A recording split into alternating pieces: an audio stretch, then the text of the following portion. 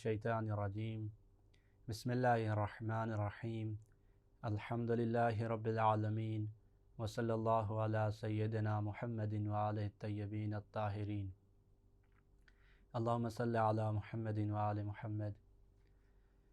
آج کا درس 602 نمبر سوال سے شروع کرنا ہے۔ تو اس سوال میں یہ پوچھ رہے ہیں کہ امام جماعت کی شرائط کیا ہیں۔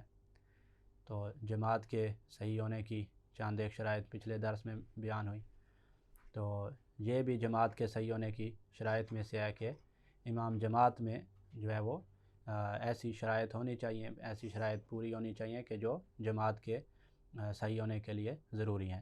تو وہ کون سی شرائط ہیں کہ جو امام جماعت میں ہونی چاہیے تب جا کے جماعت درست شمار ہوگی؟ تو پہلی شرط یہ ہے کہ امام جماعت جو ہیں وہ مومن ہونا چاہیے، اور دوسری شرط ہے کہ امام جماعت عقل مند ہونا چاہیے، دیوانہ نہ ہو۔ اسی طرح تیسری شرط ہے کہ حلال زادہ ہو، اور حلال زادہ سے یہ ہے کہ اصل ہمارے پاس یہی ہے کہ ہر شخص حلال زادہ ہی ہوتا ہے، کہ جیسے روایات میں ہے کہ الولد لفراشی، کہ جس شخص کے ہاں ولادت ہوگی کسی بچے کی تو وہ بچہ اسی کا ہی شمار ہوگا۔ ہاں اگر 4 عادل گواہ جو ہے وہ بچے کے حرام زادہ ہونے پر گواہی دے دیں تب جا کے اس کا حرام زادہ ہونا ثابت ہوگا، ورنہ اصل یہ ہے کہ حلال زادہ ہوگا۔ اس کے بعد جو ہے چوتھی شرط ہے کہ امام جماعت مرد ہونا چاہیے۔ تو مرد والی شرط اس وقت ہوگی کہ اگر مقتدی بھی مرد ہے، تو اگر مقتدی خاتون ہے تو پھر جو ہے خاتون بھی جماعت کروا سکتی ہے اس خاتون کو۔ تو مثلا ایک ہی خاتون ہے، چند ایک خواتین ہیں، وہ اگر جماعت کے ساتھ نماز پڑھنا چاہ رہی ہیں تو ان کو خاتون جماعت کروا سکتی ہے۔ اگر مقتدی مرد ہے تو پھر امام کا مرد ہونا ضروری ہے۔ پانچویں شرط ہے کہ جو ہے امام عادل ہونا چاہیے، فاسق نہ ہو۔ تو فاسق کے پیچھے جو ہے وہ نماز جماعت نہیں پڑھی جا سکتی۔ تو عادل کا جو ہے وہ وہی معنی ہے کہ جو واجبات کو انجام دیتا ہو اور محرمات سے بچتا ہو۔ تو یہ ضروری ہے کہ مقتدی کو امام کی عدالت کا علم ہونا چاہیے۔ تو اگر تو یہ علم ہو گیا کسی کو کہ فلاں شخص فاسق ہے، عادل نہیں ہے، تب بھی اس کے پیچھے جماعت جو ہے وہ درست نہیں ہوگی۔ اور اسی طرح اگر ہمیں اس کے بارے کچھ بھی علم نہیں ہے، نہ تو اس کے عادل ہونے کا علم ہے اور نہ فاسق ہونے کا علم ہے، تو ایسے شخص کو مجہول الحال کہتے ہیں۔ تو مجہول الحال کے پیچھے بھی نماز درست شمار نہیں ہوگی۔ یعنی اگر کوئی شخص مجہول الحال کے پیچھے نماز پڑھ بھی لے تو اسے دوبارہ سے بھی ایک نماز پڑھنا ہوگی فرادہ، تاکہ اسے یقین ہو جائے کہ اس کی نماز درست ہو گئی ہے۔ اس کے بعد چھٹی شرط ہے کہ امام کی قرات جو ہے وہ صحیح ہونی چاہیے۔ تو قرات جو ہے وہ صحیح مخارج کے ساتھ وہ ادا کرتا ہو۔ اس کے بعد ساتویں شرط ہے کہ احتیاط واجب کی بنا پر امام ان لوگوں میں سے بھی نہ ہو کہ جن پر حد شرعی لاگو ہو چکی ہو۔ تو مثلا کوئی شخص جو ہے وہ کسی زمانے میں چوری کرتا ہے اور اس پر حد جو ہے وہ اسلامی حکومت میں جاری ہوتی ہے کہ اس کے ہاتھ کاٹ دیے جاتے ہیں۔ اب وہ توبہ کر چکا ہے اور عادل بن چکا ہے، باقی ساری شرائط اس میں پوری ہیں، اس کی قرات بھی صحیح ہے، عدالت بھی ہے، مرد بھی ہے، حلال زادہ بھی ہے، مومن بھی ہے، لیکن توبہ بھی کر چکا ہے، عادل بھی ہے، فاسق نہیں ہے، لیکن اس کی چونکہ اس پر حد شرعی جاری ہو چکی تھی پہلے زمانے میں، تو اب احتیاط واجب کی بنا پر ایسا شخص بھی جماعت نہیں کروا سکتا۔ تو ایک بندہ اگر اس نے توبہ نہیں کی تو وہ تو اس میں جو ہے وہ پانچویں شرط پوری نہیں ہوگی کہ امام وہ عادل نہیں ہوگا، فاسق ہوگا۔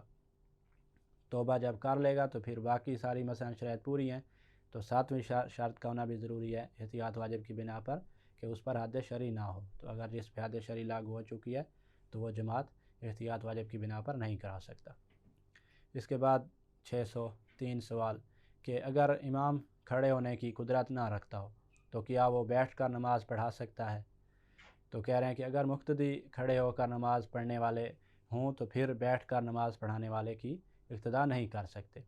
تو جب مقتدی جو ہے وہ کھڑے ہو کر نماز پڑھ سکتے ہیں تو پھر ایسے شخص کی اقتداء میں وہ نماز نہیں پڑھ سکتے کہ جو کھڑے ہو کر نہیں پڑھ سکتا۔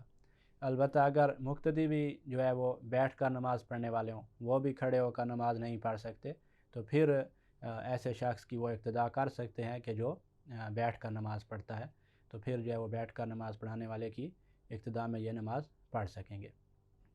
اس کے بعد 604 نمبر سوال کہ امام جو جماعت کے ساتھ جو پڑھنے والے شخص ہے اس کے لیے قرات اور باقی اذکار کا کیا حکم ہے؟ تو جو شخص جماعت کے ساتھ نماز پڑھ رہا ہے، امام کی اقتداء میں نماز پڑھ رہا ہے، تو قرات اور باقی جو اذکار ہیں اس کے حوالے سے کیا حکم ہے کہ قرات کرنی ہے، باقی اذکار پڑھنے ہیں یا نہیں؟ تو کہہ رہے ہیں کہ جماعت کی صورت میں مقتدی صرف الحمد اور اس کے بعد علی جو دوسری سورہ ہوتی ہے یہ دو اس نے نہیں پڑھنی ہوتی۔ اس کے علاوہ باقی سارے اذکار جو ہے وہ خود مقتدی نہیں اس پر پڑھنا جو ہے واجب ہوتا ہے، اسی نہیں پڑھنے ہوتے ہیں۔ امام نے اپنے اذکار پڑھنے اور اس نے رکوع کا ذکر یہ خود پڑھے گا، سجود کا ذکر، تشہد، سلام، باقی جتنے بھی اذکار ہیں وہ سارے اس نے خود پڑھنے ہیں۔ اسی طرح تیسری رکعت میں تسبیحات اربع اگر کوئی پڑھنا چاہ رہا ہے یا الحمد پڑھنا چاہ رہا ہے، چوتھی رکعت میں تسبیحات اربع، الحمد، سارا اس نے خود پڑھنا ہوگا۔ پہلی اور دوسری رکعت میں الحمد اور اس کے بعد علی جو سورہ ہے یہ دو اس نے نہیں پڑھنی، یہ امام پڑھے گا، اور اس کے علاوہ باقی سارے اذکار اس نے خود پڑھنے ہیں۔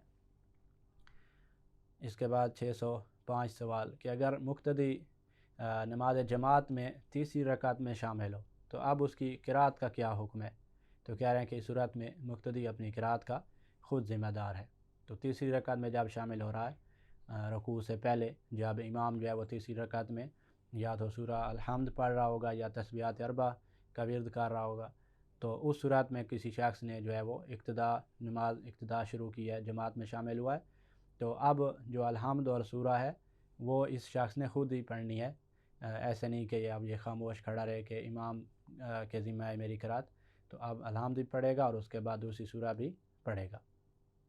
اس کے بعد 606 سوال کہ امام جماعت اگر اخفاتی نماز پڑھ رہا ہو، جیسے ظہر کی نماز ہے اور عصر کی نماز ہے، تو ظہر اور عصر کی نماز کا جیسے بیان ہو چکا ہے کہ ان دونوں نمازوں کی جو الحمد اور اس کے بعد علی سورہ ہے، پہلی رکعت میں بھی اور دوسری رکعت میں بھی الحمد اور اس کے بعد علی سورت، ان دونوں کو جو ہے وہ اخفات کے ساتھ پڑھا جاتا ہے، کم آواز کے ساتھ پڑھا جاتا ہے۔ تو امام جو ہے وہ ظہر اور عصر پڑھ رہا ہے تو مقتدی کی قرات کا یہاں پر کیا وظیفہ بنتا ہے؟ تو کہہ رہے ہیں کہ احتیاط واجب کی بنا پر پہلی دو رکعتوں میں قرات کو ترک کرنا ضروری ہوگا۔ تو مقتدی جو ہے وہ پہلی دونوں رکعتوں میں احتیاط واجب کی بنا پر قرات نہیں کر سکتا، نہ الحمد پڑھ سکتا ہے اور نہ اس کے بعد علی سورہ پڑھ سکتا ہے۔ اور بہتر یہ ہے کہ کوئی ذکر اگر یہ پڑھنا چاہتا ہے تو پڑھتا رہے، الحمد اور سورہ نہیں پڑھ سکتا، یا مثلا ذکر باقی جو ہیں وہ اگر نہیں پڑھتا تو محمد و آل محمد علیہ السلام پر درود پڑھتا رہے، تو یہ کر سکتا ہے۔ الحمد اور سورہ احتیاط واجب کی بنا پر یہ نہیں پڑھ سکتا جب امام ظہر اور عصر پڑھ رہا ہے۔ اس کے بعد 607 سوال کہ جہری نماز جو ہے اس میں مقتدی کی قرات کا کیا حکم ہے؟ تو جہری نماز کون سی ہے؟ جس میں الحمد اور سورہ کو پہلی اور دوسری رکعت میں بلند آواز سے پڑھا جاتا ہے، تو وہ صبح کی نماز ہے اور اسی طرح مغرب کی نماز اور عشاء کی نماز۔ تو ان میں جو جاری نماز ہیں صبح، مغرب اور عشاء کی، تو اگر مقتدی امام کی قرات سن سکتا ہے، اس کے قریب کھڑا ہے، آواز اس کو آ رہی ہے امام کی، تو پھر جو ہے وہ قرات نہ کرنا اس پر واجب ہے، تو قرات کو چھوڑ دینا اس کے پر واجب ہے، بلکہ قرات کو جو ہے وہ سننا، امام کی قرات کو سننا اس کے لیے مستحب ہوگا۔ اور اگر جو ہے وہ بالکل آواز نہیں سن سک رہا، یعنی بہت دور کھڑا ہے اور اس تک امام کی جو ہے وہ آواز نہیں پہنچ رہی، تو پھر اسے قرات کرنے یا ترک کرنے میں، قرات کرنا چاہ رہا ہے یا نہیں کرتا، دونوں میں اختیار ہے۔ البتہ قرات کو کرنا جو ہے وہ اس کے لیے بہتر ہوگا، قرات کا انجام دینا بہتر ہوگا، لیکن اگر نہیں بھی انجام دیتا قرات کو، الحمد اور سورہ نہیں پڑھتا، تب بھی اس کے لیے کوئی حرج نہیں، اس کو اختیار ہے کہ سورہ اور الحمد اور سورہ پڑھے یا نہ پڑھے جب اس تک آواز نہیں آ رہی جہری نماز میں۔ اس کے بعد 608 سوال کہ مقتدی کی قرات کا جہر اور اخفات کے لحاظ سے کیا حکم ہے؟ تو مقتدی جو قرات کرتا ہے وہ کیسے قرات کرے گا؟ بلند آواز سے قرات کرے گا یا کم آواز میں؟ تو کہہ رہے ہیں کہ مقتدی پر اخفات واجب ہے، یہاں تک کہ احتیاط واجب کی بنا پر بسم اللہ بھی جہر کے ساتھ نہیں پڑھ سکتا۔ تو جب مقتدی قرات کر رہا ہو تو بالکل اخفاتہ نہیں قرات کرے گا۔ جیسے مثلا کوئی شخص تیسری رکعت میں اگر شامل ہوا ہے تو اس پر واجب تھا کہ وہ قرات کرے، الحمد اور سورہ پڑھے، تو رکوع سے پہلے اگر شامل ہوا ہے تو اب وہ یہ جو قرات کرے گا تو وہ بالکل اخفات کے ساتھ، بالکل کم آواز کے ساتھ قرات کرے گا، بسم اللہ بھی جہر کے ساتھ، بلند آواز کے ساتھ نہیں پڑھ سکتا۔ جیسے اس صورت میں کوئی فرق نہیں کہ مقتدی پر جو ہے وہ قرات واجب ہو، جیسے کوئی عشاء کی نماز میں امام جماعت سے 1 یا 2 رکعت پیچھے ہو، وہی تیسری رکعت میں مثلا شامل ہوا ہو، یا قرات واجب نہ ہو، جیسے جاری نماز میں ابھی بیان ہوا ہے کہ جاری نماز میں جب آواز نہ سن رہا ہو امام کی مقتدی، تو اس وقت وہ اسے اختیار ہوتا ہے کہ وہ قرات کر بھی سکتا ہے اور چھوڑ بھی سکتا ہے۔ تو اب جب وہ قرات اگر کر رہا ہے تو قرات بالکل آہستہ آواز سے کرے گا، بلند آواز سے نہیں کر سکتا۔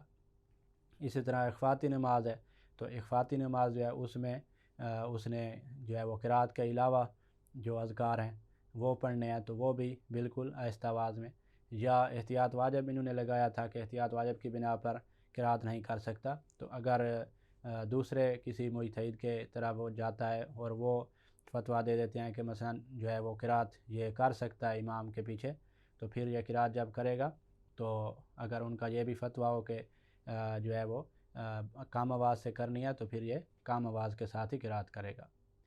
اس کے بعد 609 سوال کہ مقتدی کا امام کے افعال میں اتباع جو ہے اتباع کرنا یہ کیا واجب ہے یا نہیں، یعنی اپنی افعال سارے جو ہے وہ امام کے بعد انجام دے، اس سے تھوڑا پیچھے ہونا چاہیے افعال میں، افعال کی انجام دہی میں۔ تو کہہ رہے ہیں کہ جی ہاں، مقتدی پر امام کے افعال میں اتباع ضروری ہے، اور امام سے پہلے کسی بھی فعل کو انجام دینا جائز نہیں ہے، بلکہ بہتر ہے کہ امام سے تھوڑا تاخیر سے افعال کو انجام دیا جائے۔ البتہ امام کے برابر بھی انسان جو ہے وہ افعال کو انجام دے سکتا ہے، کہ جیسے امام رکوع میں جا رہا ہو ہم اس کے ساتھ ساتھ رکوع میں جائیں، پھر جیسے وہ رکوع سے سر اٹھائے تو ساتھ ساتھ رکوع سے سر اٹھائیں، سجدے کی طرف اسی کے ساتھ ساتھ ہی جائیں، یہ جائز ہے، لیکن بہتر ہے کہ تھوڑا تاخیر سے ہم افعال کو انجام دیں۔ امام جو ہے وہ رکوع میں چلا جائے، پھر ہم رکوع میں جائیں، وہ سر اٹھا لے اور اس کے بعد ہم سر اٹھا رہے ہوں تو تھوڑا تاخیر کر رہے ہوں، یہ بہتر ہے۔ اس کے بعد 610 سوال کہ کیا مقتدی پر امام کے اقوال اور اذکار سے بھی پیچھے رہنا واجب ہے، کہ امام مثلا جو ہے وہ رکوع کا ذکر پڑھ رہا ہے، تو اس نے مثلا شروع میں سبحان ربی العظیم و بحمدہ کہا، تو جب یہ اس نے پڑھ لیا تو اب مقتدی جو ہے وہ سبحان ربی العظیم پڑھے، یا امام کے ساتھ بھی اور ساتھ ساتھ بھی وہ ذکر پڑھ سکتا ہے، یا اس سے پہلے بھی یہ والا ذکر پڑھ سکتا ہے۔ تو کہہ رہے ہیں کہ یہاں پہ اذکار میں پیچھے رہنا واجب نہیں ہے، بلکہ اذکار اور اقوال میں جو ہے وہ اتباع واجب ہی نہیں ہے۔ مقتدی جو ہے وہ امام کے ساتھ ساتھ بھی پڑھ سکتا ہے، بلکہ امام سے پہلے بھی وہ جو ہے وہ یہ اذکار پڑھ سکتا ہے۔ اس کے بعد 611 سوال کہ اگر مقتدی جان بوجھ کر امام سے پہلے رکوع یا سجدے میں چلا جائے تو اب اس کا کیا وظیفہ ہے؟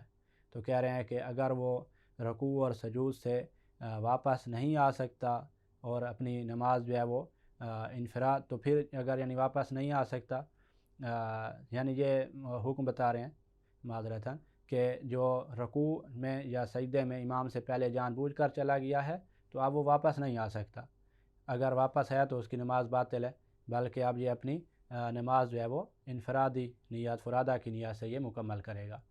اور اگر کوئی رکن جو ہے وہ اضافی کوئی نہیں بجا لایا کہ جو جماعت میں معاف ہے، تو پھر جو ہے اس کی نماز درست ہوگی۔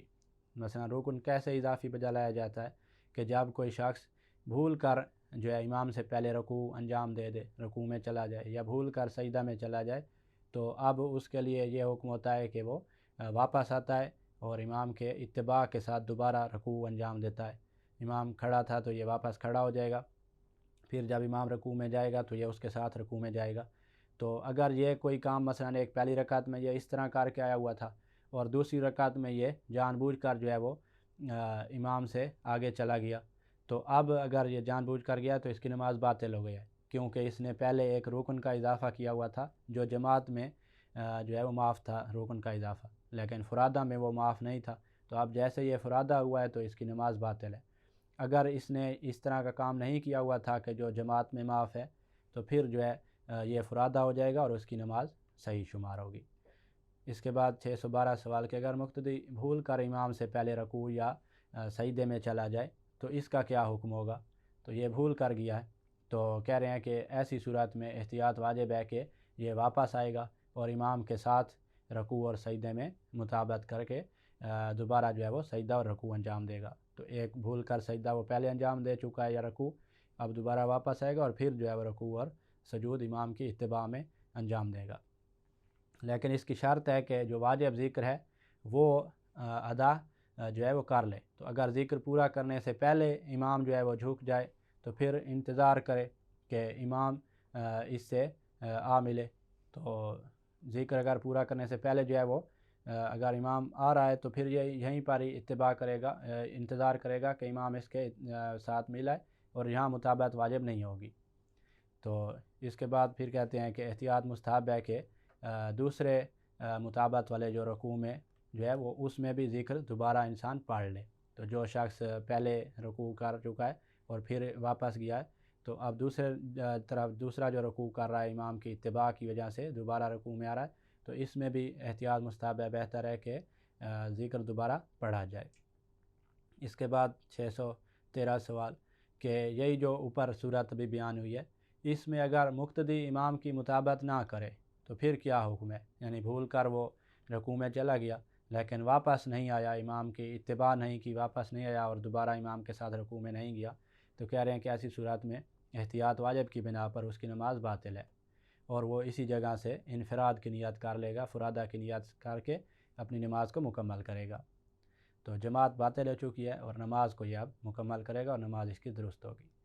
اس کے بعد 614 سوال کہ اگر مقتدی امام سے پہلے رکوع سے اٹھ جائے یا سجدے سے سر اٹھا لے تو اب اس کا کیا وظیفہ ہے؟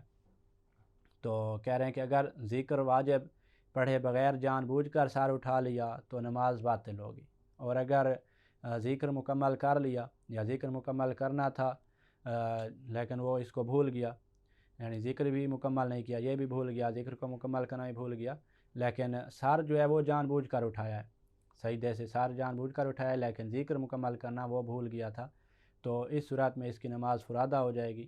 اور اگر سر ہی بھول کر اٹھایا تو اب یہ فرادہ نماز اس کی نہیں ہوگی، بلکہ دوبارہ یہ رکوع میں چلا جائے گا یا دوبارہ سجدے میں سر رکھ لے گا تاکہ امام کی مطابقت ہو جائے، امام کی اتباع ہو جائے، اور اس سے اس کی نماز درست ہوگی اور جماعت بھی درست ہوگی، یہ فرادہ کی نیت نہیں کرے گا۔ یہاں تک جماعت کے احکام مکمل ہوئے۔ اس کے بعد جو ہے وہ نماز آیات شروع ہو رہی ہے، تو اس میں 615 سوال کہ نماز آیات کن چیزوں کی وجہ سے واجب ہوتی ہے؟ نماز آیات کون سے اسباب ہیں اس کے واجب ہونے کے؟ تو نماز آیات 3 چیزوں کی وجہ سے واجب ہو جاتی ہے۔ پہلی چیز یہ ہے کہ جب سورج گرنے لگے تو نماز آیات اس کی وجہ سے واجب ہوتی ہے۔ دوسرا، چاند گرنے کی وجہ سے نماز آیات واجب ہوتی ہے، اور اسی طرح تیسرا مورد زلزلہ ہے، تو زلزلہ کی صورت میں بھی احتیاط واجب کی بنا پر نماز آیات واجب ہو جاتی ہے۔ تو اگرچہ زلزلے کی وجہ سے خوف نہ بھی آیا ہو تب بھی احتیاط واجب کی بنا پر زلزلے کی صورت میں بھی نماز جو ہے وہ ضروری ہوگی، نماز آیات پڑھنا ضروری ہوگی۔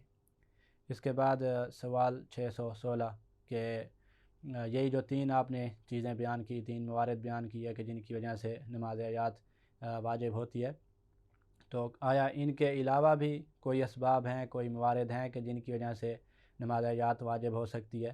تو کہہ رہے ہیں کہ بجلی کی کڑک یا سرخ یا سیاہ آندھی، اس طرح زمین کا دھنس جانا، پہاڑوں کا گرنا وغیرہ سے اگر جو ہے وہ لوگ خوف زدہ ہو جائیں تو اس صورت میں نماز احتیاط جو ہے وہ نماز آیات جو ہے وہ احتیاط مستحب کی بنا پر پڑھنی چاہیے، بہتر ہے کہ نماز آیات کو پڑھا جائے، واجب پھر بھی نہیں ہوگی نماز آیات۔ یہی 3 موارد ہیں، 2 اس میں واجب کے موارد ہیں اور ایک مورد تیسرا زلزلے والا احتیاط واجب کا مورد ہے۔ ان کے علاوہ اگر کوئی ایسا کوئی کام ہو کہ جس سے لوگ خوف زدہ ہو جائیں تو اس میں احتیاط مستحب ہوگا، بہتر ہوگا نماز آیات کو پڑھنا۔ اس کے بعد 617 سوال کہ اگر ایک سے زیادہ اسباب جمع ہو جائیں تو کتنی نماز آیات پڑھنی ہوں گی؟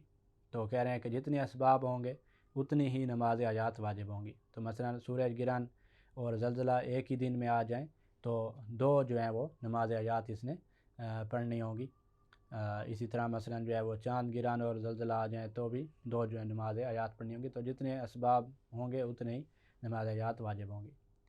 اس کے بعد 618 سوال کہ اگر اسباب نماز آیات جس شہر یا ملک میں رونما ہوں تو آیا فقط اسی شہر یا ملک کے باسیوں پر نماز واجب ہوگی یا ان کے علاوہ پر بھی نماز واجب ہوگی؟ تو کہہ رہے ہیں کہ جس شہر یا ملک میں یہ اسباب رونما ہوں گے فقط وہاں کے لوگوں پر نماز حیات واجب ہوگی۔ باقی لوگوں کو اگر پتہ بھی چل جائے کہ فلاں شہر میں مثلا زلزلہ آیا ہے یا سورج گرہن چاند گرہن ہے تو ان پر جو ہے وہ نماز حیات واجب نہیں ہوگی۔ اس کے بعد 619 سوال کہ سورج گرہن یا چاند گرہن کی نماز حیات کا وقت کیا ہے؟ تو سورج یا چاند گرہن شروع ہونے سے لے کر ختم ہونے تک نماز حیات کا وقت رہتا ہے۔ تو اگر گرہن ختم ہونے سے پہلے نماز حیات جو ہے وہ شروع کر لی جائے تو اب اسے گرہن ختم ہونے کے بعد بھی مکمل کیا جا سکتا ہے۔ تو اگر شروع کر لیا پہلے اس کے وقت میں تو بعد میں اگر کچھ نماز جو ہے وہ خارج وقت ہو گیا تو اس میں کوئی مسئلہ نہیں ہے۔ اس کے بعد 620 سوال کہ اگر کوئی سورج یا چاند گرہن کے وقت نماز نہ پڑھ سکے تو کیا اس پر نماز واجب ہے؟ اب اس نماز کو یعنی اس کی قضا جو ہے وہ واجب ہوگی۔ تو کہہ رہے ہیں کہ اگر اس کو گرہن کا علم تھا اور گرہن کے ختم ہونے تک جان بوجھ کر یا بھول کر نماز نہیں پڑھی تو قضا واجب ہے۔ اور اسی طرح اگر چاند یا سورج گرہن جو ہے وہ مکمل گرہن لگاؤ، چاند اور سورج کو مکمل گرہن لگاؤ اور اسے گرہن ختم ہونے کے بعد پتہ چلاؤ کہ چاند کو گرہن لگا یا سورج کو گرہن لگا اور مکمل گرہن لگا ہے، پہلے اسے بالکل ہی پتہ نہیں تھا تو گرہن ختم ہونے کے بعد پتہ چل رہا ہے تو مکمل جب گرہن لگے گا تو اب بھی قضا واجب ہوگی۔ ہاں اگر مکمل گرہن نہ لگے اور گرہن کے وقت کسی کو پتہ نہ چلے کہ چاند گرہن لگا ہے یا سورج اور بعد میں پتہ چل رہا ہے تو جب مکمل گرہن نہیں لگا تھا تو اب اس پر قضا کرنا واجب نہیں ہوگا۔ اس کے بعد 621 سوال کہ زلزلہ کی وجہ سے نماز حیات کا جو ہے وہ وقت کیا ہے؟ تو زلزلہ کی نماز کا وقت زلزلہ آنے سے شروع ہو جاتا ہے اور اسے فوراً پڑھنا واجب ہے۔ تو اگر تاخیر ہو جائے تو پھر احتیاط مستحب ہے کہ اسے ادا اور قضا کی نیت کے بغیر پڑھا جائے، پھر نہ قضا کی نیت کی جائے اور نہ ادا کی نیت کی جائے۔ تو جیسے زلزلہ آئے گا فوراً ہم نے جو ہے وہ نماز پڑھنی ہے۔ تو فوراً مثلا کسی نے وضو کیا ہوا ہے تو فوراً جائے نماز اٹھائے اور نماز شروع کر دے، وضو کسی نے کرنا ہے تو فوراً وضو کی طرف چلا جائے، تو نماز کی تیاری فوراً شروع کر دے۔ تو اب جو ہے وہ اگرچہ زلزلہ ختم بھی ہو گیا تو وہ نماز پڑھے گا ادا کی، کیونکہ اس نے تیاری شروع کر دی تھی فوراً۔ اگر تو بیٹھا رہا ہے نہیں پڑھی اور اب بعد میں جو ہے وہ پڑھ رہا ہے تو پھر احتیاط مستحب ہے، بہتر ہے کہ ادا اور قضا کی نیت کے بغیر پڑھے گا۔ اس کے بعد 622 سوال کہ نماز حیات پڑھنے کا طریقہ کیا ہے؟ تو نماز حیات 2 رکعت ہے اور ہر رکعت میں 5 رکوع ہیں۔ تو نیت کرنے کے بعد تکبیر انسان کہے گا اور پھر سورہ الحمد اور کوئی بھی دوسرا سورہ پڑھے گا اور اس سورہ کو پڑھنے کے بعد رکوع میں جائے گا۔ تو ایک رکوع کر لے گا، پھر رکوع کے بعد دوبارہ سر اٹھا کر الحمد اور پھر کوئی پوری سورہ پڑھ لے گا اور اس کے بعد دوبارہ رکوع میں چلا جائے گا۔ پھر رکوع میں جو ہے وہ رکوع مکمل کرنے کے بعد دوبارہ پھر الحمد پڑھے گا اور پھر سورہ پڑھ کے پھر رکوع میں جائے گا۔ تو اس طرح جو یہ جو عمل ہے یہ 5 دفعہ اس طرح انجام دے گا اور 5ویں رکوع سے اٹھنے کے بعد یہ جو ہے وہ 2 سجدے بجا لائے گا، سجدوں کی طرف جائے گا اور اسی طرح پھر دوسری رکعت کے لیے کھڑا ہو جائے گا اور الحمد اور اس کے بعد سورہ اور پھر رکوع اور پھر الحمد سورہ اور پھر رکوع۔ تو پھر جو ہے وہ 5 مرتبہ ایسے کر کے جو ہے پھر آخر میں جو ہے وہ آخری 5ویں رکوع کے بعد سجدے اور سجدوں کے بعد تشہد اور تشہد کے بعد سلام پڑھے گا۔ تو یہ نماز حیات کا تفصیلی طریقہ ہے۔ اور یہ بھی کر سکتا ہے انسان کے جو ہے وہ ایک مختصر طریقہ یہ ہے نماز حیات کا کہ ہر رکعت میں ایسی صورت پڑھے کہ جس کی جو ہے وہ بسم اللہ کے علاوہ کم از کم 5 آیات یا جملے ہوں۔ تو یعنی یہ جو ایک رکعت میں بس ایک ہی صورت اس کی پھر مکمل ہوگی۔ تو کیسے کرے گا کہ یہ جو ہے پہلے تکبیر کہنے کے بعد الحمد پڑھ لے گا، الحمد کے بعد بسم اللہ پڑھ کے کسی جو ایسی صورت کے جس کی 5 آیات ہیں یا 5 جملے بنتے ہیں اس صورت کی پہلی جو ہے وہ آیت یا پہلا جملہ یہ پڑھ لے گا۔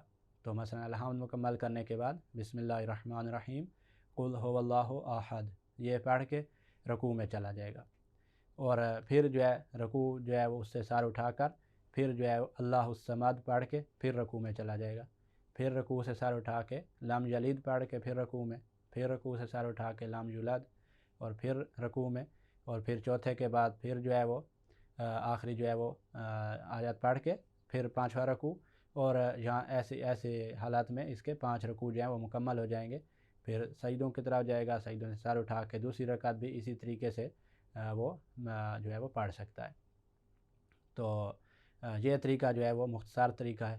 تو اس طرح بھی انسان جو ہے وہ کر سکتا ہے, اور یہ بھی نماز آیات اس طرح کرنے سے بھی درست ہوگا. تو 2 طریقے ہیں, ایک تفصیلی ہے کہ ہر رکوع سے پہلے الحمد اور پوری سورہ پڑھیں, یا یہ بھی کر سکتے ہیں کہ پہلے رکوع سے پہلے الحمد اور کسی سورت کا پہلا جملہ یا آیات پڑھ لیں, اور باقی جو رکوع ہیں ان سے پہلے وہی آیات کا دوسرا اور تیسرا اور چوتھا یہ جملے اور آیات پڑھتے جائیں. فقط نہ بسم اللہ پڑھنے کی ضرورت ہے نہ الحمد پڑھنے کی, اور اس طرح جو ہے وہ نماز آیات ہم مکمل کر سکتے ہیں. تو یہاں تک نماز آیات کا ذکر مکمل ہوا. اس کے بعد عید الفطر اور عید القربان کی نماز کا ذکر آ رہا ہے. تو امام زمانہ کے زمانہ حضور میں عیدین کی نمازیں واجب ہیں, لیکن ہمارا جو زمانہ ابھی گزر رہا ہے امام کی غیبت کا جو زمانہ ہے, تو اس میں جو یہ نماز عیدین ہیں ان کو پڑھنا مستحب ہے, اور جماعت اور فرادہ دونوں طرح سے یہ پڑھی جا سکتی ہیں. تو یہ مستحب ہیں, ابھی ان کو پڑھنا مستحب ہے, لیکن حقیقت میں یہ واجب ہیں, تو اس لیے اس کی جماعت بھی ہو سکتی ہے اور فرادہ بھی ہم ان کو پڑھ سکتے ہیں. تو سوال 623 میں کہہ رہے ہیں کہ عید الفطر اور قربان کی نماز کا وقت کیا ہے؟ تو ان کا وقت عید کے دن طلوع آفتاب سے لے کر زوال آفتاب تک ان کا وقت ہے. تو اس ٹائم میں جس ٹائم بھی کوئی شخص یہ نمازیں پڑھ لے تو پڑھ سکتا ہے. 624 سوال میں کہہ رہے ہیں کہ نماز عید پڑھنے کا طریقہ کیا ہے؟ تو نماز عیدین 2 رکعت ہیں. پہلی رکعت میں الحمد اور دوسری کوئی سورہ پڑھنی ہوگی.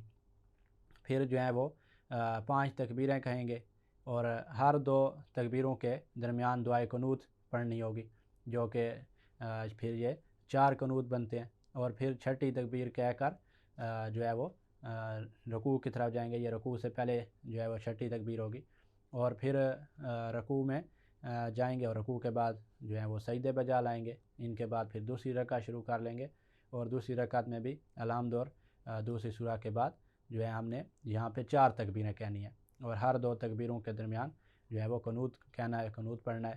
تو یہاں پہ پھر 3 قنوت بنیں گے, اور پھر جو ہے وہ رکوع سے جو پہلے والی تکبیر ہے وہ کہیں گے, اور رکوع میں جائیں گے, اور پھر 2 سجدے بجا لائیں گے, اور سجدوں کے بعد تشہد, اور پھر سلام پڑھ کر نماز کو مکمل کر لیں گے. اس کے بعد 625 سوال کہ امام زمانہ کی غیبت کے دور میں اگر یہ نمازیں باجماعت پڑھی جائیں تو پھر کیا وظیفہ بنتا ہے؟ تو امام کی غیبت میں اگر یہ نمازیں باجماعت ادا کی جائیں تو احتیاط واجب کی بنا پر نماز کے بعد جو ہیں وہ 2 خطبے بھی پڑھنے چاہیے.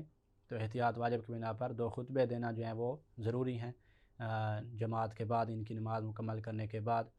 اور فرادہ اگر پڑھیں گے تو پھر خطبوں کی ضرورت نہیں ہوگی, بس یہی 2 رکعت پڑھ کے نماز مکمل ہو جائے گی. یہاں تک جو ہے وہ ہمارا ان دروس کا سلسلہ مکمل ہوا. تو آخر میں دعا ہے کہ اللہ تعالیٰ جو ہے وہ ہمیں اور آپ کو آل محمد کے علوم سیکھ کر ان پہ عمل کرنے کی توفیق عطا فرمائے. والحمدللہ رب العالمین.